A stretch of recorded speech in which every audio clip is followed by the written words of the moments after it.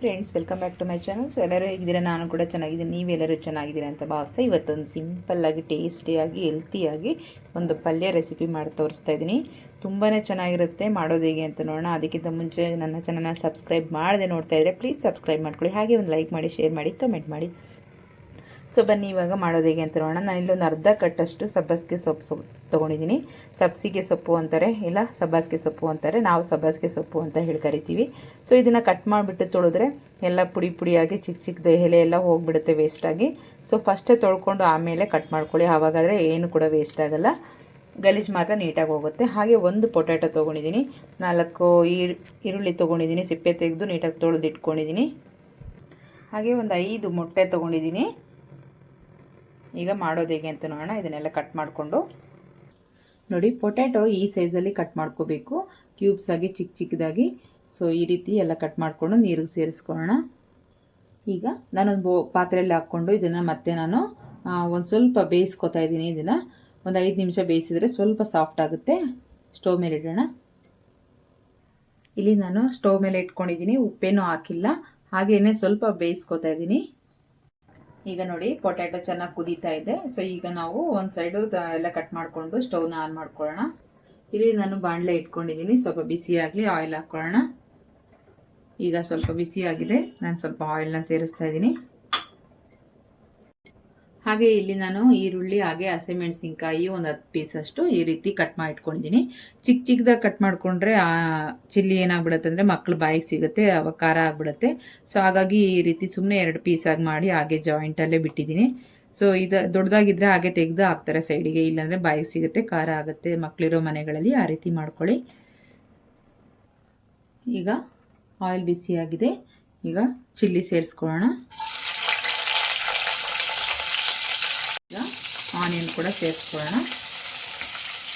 ತುಂಬ ಲೆಂತ್ ಏನಿಲ್ಲ, ವಿಡಿಯೋ ತುಂಬ ಚಿಕ್ಕದಾಗಿ ತುಂಬ ಬೇಗ ಆಗುತ್ತೆ ಈ ರೆಸಿಪಿ ಕೂಡ. ಸೊ ಮಿಸ್ ಮಾಡದೆ ಮನೆಗಳಲ್ಲಿ ಮಾಡ್ಕೊಳ್ಳಿ. ಹಾಗೆ ಮಕ್ಕಳು ಕೂಡ ತುಂಬ ಹೆಲ್ತಿಗೆ ಒಳ್ಳೆಯದು. ಸೊಪ್ಪು ಎಲ್ಲ ಮಾಡಿಕೊಟ್ರೆ ತಿನ್ನಲ್ಲ, ಈ ರೀತಿ ಮಾಡಿಕೊಟ್ರೆ ತುಂಬ ಚೆನ್ನಾಗಿ ತಿಂತಾರೆ.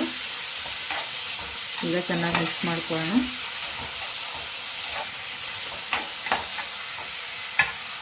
ಇಲ್ಲಿ ಪೊಟ್ಯಾಟೊ ಕೂಡ ಬೆಂದಿದೆ, ಇದನ್ನು ಕೂಡ ಆಫ್ ಮಾಡ್ಕೊಳ್ಳೋಣ.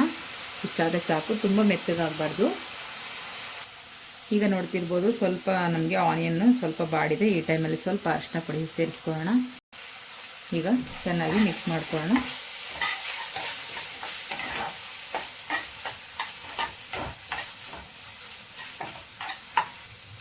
ಇಷ್ಟಾದರೆ ಸಾಕು. ಅಷ್ಟರಲ್ಲಿ ನಾವು ಸೊಪ್ಪನ್ನ ಎಲ್ಲ ಕಟ್ ಮಾಡಿ ಇಟ್ಕೊಂಡಿದ್ದೀವಿ, ಇದನ್ನು ಸೇರಿಸೋಣ. ಇದೊಂದು 5 ನಿಮಿಷ ನಮಗೆ ಸ್ವಲ್ಪ ಬಾಡಬೇಕು. ತುಂಬ ಹೊತ್ತೇನು ಟೈಮ್ ತೊಗೊಳ್ಳಲ್ಲ. ಇದು ಕೂಡ 2 ನಿಮಿಷ 3 ನಿಮಿಷಕ್ಕೆಲ್ಲ ಸ್ವಲ್ಪ ಬಾಡೋಗ್ಬಿಡುತ್ತೆ.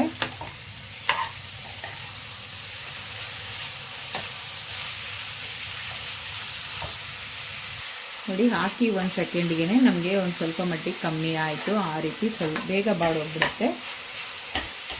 ಈಗ ನಾವು ಇದಕ್ಕೆ ಬೇಯಿಸಿಟ್ಕೊಂಡಿರೋ ಪೊಟ್ಯಾಟೋನ ಸೇರಿಸ್ಕೊಳ್ಳೋಣ. ಇದಕ್ಕೆ ನಾವು ಆಲ್ರೆಡಿ ಬೇಯಿಸಿಟ್ಕೊಂಡಿದ್ದೀವಲ್ಲ, ಸೊ ಅದನ್ನು ಸೇರಿಸ್ಕೊಳ್ಳೋಣ. ಇದನ್ನು ಕೂಡ ಚೆನ್ನಾಗಿ ಮಿಕ್ಸ್ ಮಾಡ್ಕೊತಾ ಇರೋಣ. ತುಂಬ ಸಾಫ್ಟ್ ಆಗೋ ಥರ ಬೇಯಿಸ್ಕೋಬಾರ್ದು ಪೊಟ್ಯಾಟೊ, ಯಾಕೆಂದರೆ ನಾವು ಈ ಥರ ಎಲ್ಲ ತಿರುಗಿಸುವಾಗ ಮತ್ತು ಬೇಯಿಸುವಾಗ ಮತ್ತೆ ಇನ್ನೂ ಸಾಫ್ಟ್ ಆಗಿಬಿಡುತ್ತೆ, ಮ್ಯಾಶ್ ಆಗಿಬಿಡುತ್ತೆ, ಆವಾಗ ಚೆನ್ನಾಗಿರೋಲ್ಲ. ಸ್ವಲ್ಪ ಗಟ್ಟಿ ಇರಬೇಕು. ಆ ಟೈಮಲ್ಲೇ ಸ್ಟವ್ನ ಆಫ್ ಮಾಡ್ಕೊಂಬಿಡಿ. ಈಗ ಇದಕ್ಕೆ ಸ್ವಲ್ಪ ಸಾಲ್ಟನ್ನು ಸೇರಿಸ್ಕೊಳ್ಳೋಣ. ನಿಮಗೆ ರುಚಿಗೆ ಎಷ್ಟು ಬೇಕೋ ಅಷ್ಟು ನೋಡಿ ಸೇರಿಸ್ಕೊಳ್ಳಿ. ನಾನಿಲ್ಲಿ 1 ಟೇಬಲ್ ಸ್ಪೂನಷ್ಟು, 1/4 ಟೇಬಲ್ ಸ್ಪೂನಷ್ಟು ಸೇರಿಸ್ತಾ ಇದ್ದೀನಿ. ಈಗ ಇದು ಕೂಡ ಮಿಕ್ಸ್ ಮಾಡ್ಕೊಂಡ್ಬಿಡೋಣ. ತುಂಬ ಚೆನ್ನಾಗಿರುತ್ತೆ. ಚಪಾತಿಗಾಗ್ಬೋದು, ನೀವು ಹಾಗೆಯೇ ಅನ್ನ ಸಾಂಬಾರು ಏನಾದರೂ ಮಾಡ್ಕೊಂಡಾಗ ಮನೆಯಲ್ಲಿ ಮುದ್ದೆ ಅಥವಾ ಅನ್ನ ಸಾಂಬಾರು ಯಾವುದೇ ಮಾಡ್ಕೊಳ್ಳಿ, ಇಲ್ಲ ಗೊಜ್ಜು ಮಾಡ್ಕೊಳ್ಳಿ, ಇಲ್ಲ ಸಾಂಬಾರು ಮಾಡ್ಕೊಳ್ಳಿ, ಯಾವುದಕ್ಕೆ ಆಗಲಿ ತುಂಬ ಚೆನ್ನಾಗಿ ಕಾಂಬಿನೇಷನ್ ಇರುತ್ತೆ. ನೋಡಿ, ಈ ಸೊಪ್ಪಲ್ಲೇ ಸ್ವಲ್ಪ ನೀರಿನ ಅಂಶ ಇರುತ್ತಲ್ವ, ಸೊಪ್ಪು ಅದರಲ್ಲಿ ಸಾಫ್ಟ್ ಆಗಿಬಿಡುತ್ತೆ. ನಾನು ನೀರೇ ಹಾಕಿಲ್ಲ, ಯಾವ ರೀತಿ ಸಾಫ್ಟ್ ಆಗಿಬಿಡ್ತು. ಎಷ್ಟು ಸೊಪ್ಪಿತ್ತು, ಸೊ ಎಷ್ಟು ಆಗಿದೆ ನೋಡಿ. ಒಂದು ಸ್ವಲ್ಪ ಕೂಡ ಇವಾಗ ಸೊಪ್ಪೇ ಇಲ್ಲ ಅನ್ನೋ ಥರ ಬಂದಿದೆ. ಅಷ್ಟು ಬೇಗ ಸಾಫ್ಟ್ ಆಗಿಬಿಡುತ್ತೆ. ಜಾಸ್ತಿ ಕ್ವಾಂಟಿಟಿಯಲ್ಲಿ ಹಾಕ್ಕೊಂಡ್ರೂ ಪರವಾಗಿಲ್ಲ, ತುಂಬ ಕಮ್ಮಿನೇ ಆಗಿಬಿಡುತ್ತೆ. ಹಾಕಿದಾಗ ಎಷ್ಟೊಂದಿತ್ತು, ಇವಾಗ ನೋಡಿ ಎಷ್ಟಾಗಿದೆ ಅಂತ. ಈಗ ಒಂದು 5 ನಿಮಿಷ ಹೀಗೆ ಬಿಡೋಣ. ಇಲ್ಲಿ ಪ್ಲೇಟ್ನ ಕ್ಲೋಸ್ ಮಾಡಿ ಒಂದು 2 ನಿಮಿಷ ಬಿಡ್ತಾಯಿದ್ದೀನಿ. ಈಗ ಪ್ಲೇಟ್ನ ಓಪನ್ ಮಾಡಿ ನೋಡೋಣ.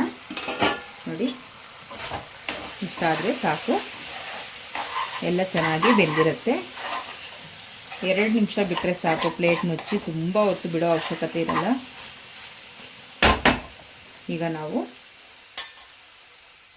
ಈಗ ಮೊಟ್ಟೆನ ಹೊಡೆದು ಹಾಕ್ಕೊಳ್ಳೋಣ.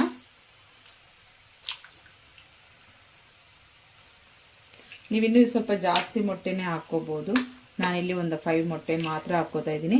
ಯಾಕೆಂದರೆ ಅದರ ಸೊಪ್ಪು ಹಾಗೆ ಆನಿಯನ್ ಎಲ್ಲ ಇದೆಯಲ್ಲ, ಅಷ್ಟೇ ಸಾಕಾಗುತ್ತೆ. ಹಾಗಾಗಿ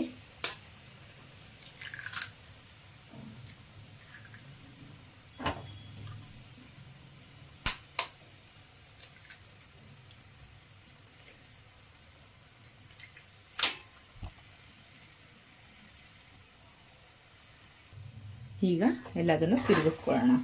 ತುಂಬ ಮ್ಯಾಶ್ ಆಗೋ ರೀತಿ ತಿರುಗಿಸ್ಕೋಬೇಡಿ. ಈಗ ಸ್ವಲ್ಪ ಹೊತ್ತು ತಿರುಗಿಸ್ಬಿಟ್ಟು ಈ ರೀತಿ ಪ್ಲೇಟ್ನ ಮುಚ್ಚಿ ಮೀಡಿಯಮ್ ಫ್ಲೇಮ್ ಇಟ್ಬಿಟ್ಟು ಸ್ವಲ್ಪ ಹೊತ್ತು ಬಿಟ್ಬಿಡಿ. ಆವಾಗ ಒಂದು ರೀತಿ ಚೆನ್ನಾಗಾಗುತ್ತೆ ಮೊಟ್ಟೆ ಎಲ್ಲ. ಈ ರೀತಿ ಮಾಡಿಬಿಟ್ಟು ಸ್ವಲ್ಪ ಮುಚ್ಚಿಟ್ಬಿಡೋಣ. ಹಾಗೆ 2 ನಿಮಿಷ ಬಿಟ್ಟು ನೋಡೋಣ. ಈಗ ಓಪನ್ ಮಾಡಿ ನೋಡೋಣ. ಈಗ ಒಂದು ಸರಿ ಮಿಕ್ಸ್ ಮಾಡ್ಕೊಳ್ಳಿ. ನೋಡಿ ಈ ರೀತಿ ದಪ್ಪ ದಪ್ಪನೇ ಇರುತ್ತೆ.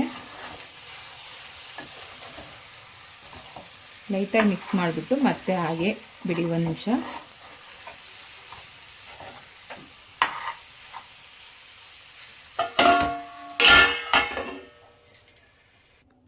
ಈಗ ಓಪನ್ ಮಾಡಿ ನೋಡೋಣ. ನೋಡಿ ಎಷ್ಟು ಚೆನ್ನಾಗಾಗಿದೆ ಅಂತ.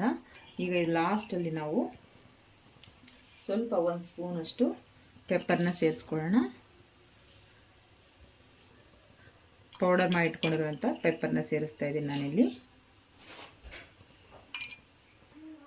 ಈಗ ಮಿಕ್ಸ್ ಮಾಡ್ಕೊಳ್ಳೋಣ ಒಂದು ಸರಿ. ನೋಡಿ ಈ ರೀತಿ ಬರಬೇಕು, ಉದುರಾಗಿ ನೀಟಾಗಿ ಈ ಥರ ಬಂದರೆ ನಾವು ಮೀಡಿಯಮ್ ಫ್ಲೇಮ್ ಲೋ ಫ್ಲೇಮ್ ಇಟ್ಕೊಂಡು ಸ್ವಲ್ಪ ಹೊತ್ತು ಬಿಟ್ಟು ಬಿಟ್ಟು ತಿರುಗಿಸ್ಕೊಂಡ್ರೆ ಈ ರೀತಿ ಬರುತ್ತೆ. ಇಲ್ಲ ಅಂದರೆ ಎಗ್ ಬುರ್ಜಿಗೆ ಮಾಡ್ತೀವಲ್ಲ ಆ ರೀತಿ ಆಗುತ್ತೆ, ಪೌಡರ್ ಥರ.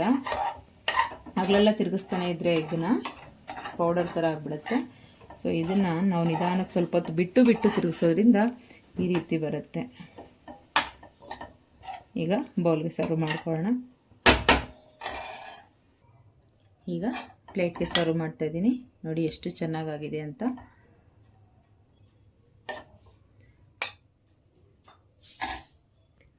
ಸೊ ಪ್ಲೇಟ್ಗೆ ಸರ್ವ್ ಮಾಡಿದ್ದೀನಿ. ನೋಡಿ ಯಾವ ರೀತಿ ಇದೆ ಅಂತ ಹೇಳಿ. ಸೊ ನಿಮಗೆಲ್ಲರಿಗೂ ಈ ವಿಡಿಯೋ ಇಷ್ಟ ಆಗಿದೆ ಅನ್ಕೊತೀನಿ. Thank you for watching. ಮತ್ತೆ ಸಿಗೋಣ ನೆಕ್ಸ್ಟ್ ವಿಡಿಯೋದಲ್ಲಿ. ಅಲ್ಲಿವರೆಗೂ ಟೇಕ್ ಕೇರ್. ಬಾಯ್ ಬಾಯ್.